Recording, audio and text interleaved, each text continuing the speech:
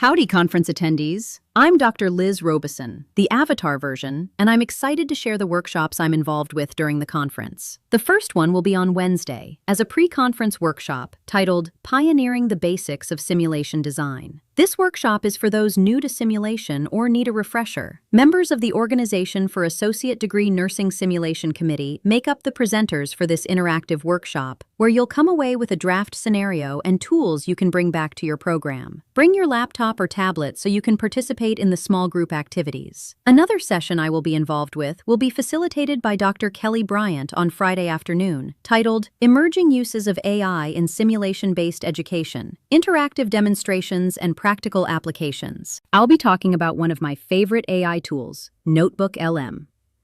This session will introduce you to a variety of AI tools, so bring your laptop so you can engage with these AI tools during the demonstrations. There are lots of great sessions, but I hope to have an opportunity to meet you at one of these sessions. Safe travels to Oklahoma City!